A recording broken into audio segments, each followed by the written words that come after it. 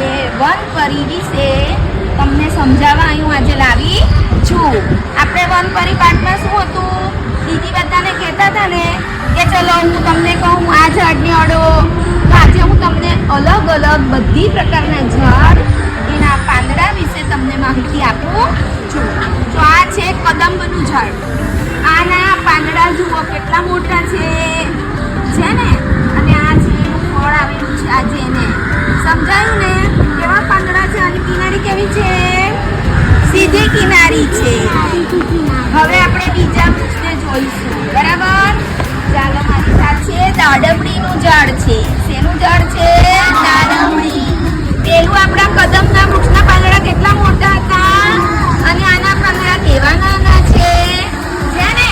આના પર દાડમનું ફળ હવે થોડા દિવસમાં આવવાની તૈયારીમાં છે. આ જોયા ને, બે જાતના પાંદડા જોયા.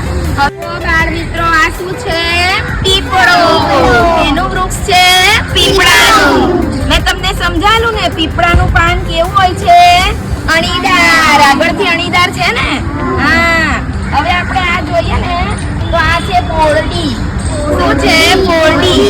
જો એમાં અંદર કાંટા પણ દેખાય છે. તમને દેખાય છે ને કાંટા? આને આપણે પકડવા જઈએ તો આપણે કાંટા વાગી જાય, એટલે જ્યારે સાવધાની રાખવી પડે. જો આનું પાન કેવું છે? ગોળ છે. પીપળાનું પાન કેવું છે? અણીદાર છે. બધા પાંદડામાં વિવિધતા જોઈ ને. હવે આપણે આ જોઈએ, તુલસી છે. શું છે? તુલસી. તુલસીના પાન કેવા છે? નાના નાના છે. હમણાં આપણે જોયા પીપળાનું પાન કેવું મોટું હતું, બોરડીમાં કાંટા હતા. શું આવે છે? માજર. એ માજરની અંદર નાના નાના બીજ હોય છે, જેને આપણે પાછા માટીમાં નાખીએ તો ફરીવાર તુલસી ઉગી નીકળે. આ છે આપણો આંબો.